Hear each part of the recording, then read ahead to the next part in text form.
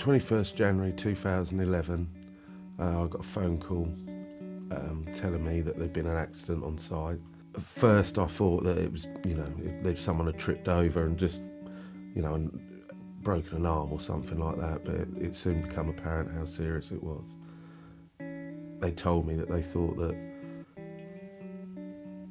all four boys were going to be in serious threat of their lives. So I jumped straight into my van and drove over to the site, which was approximately about 45 minutes away from where I was working. All the way there, I just kept thinking, this can't be happening. I was on the phone trying to get hold of the site agent, see what was going on. I finally got hold of him and he said that both my brothers were already, he said they're not coming out. Finally arrived there, the sky was just blue with emergency services.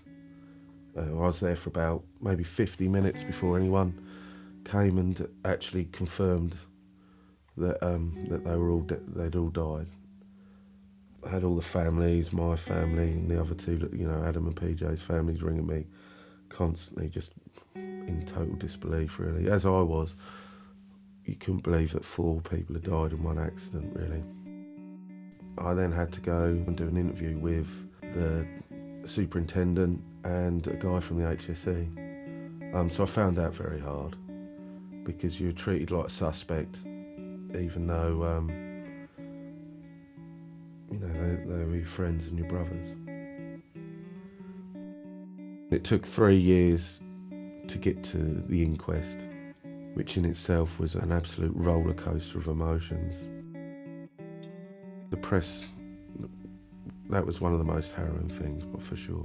They were disrespectful in that my brothers hadn't been dead 10 hours and they were knocking on my mother's door. Not only my mother's, my nan's door, who was in her 90s. All their families were forced into doing an interview that they didn't want to do. I just wanted to be left alone to deal with it.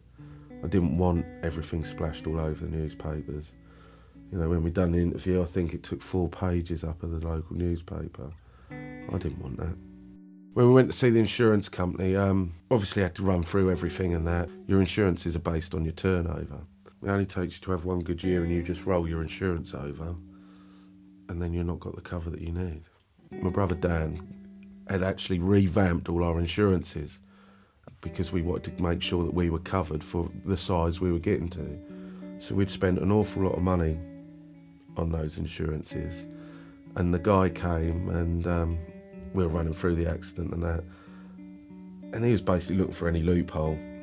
And at one point, he did say, "We don't know if you're covered for this."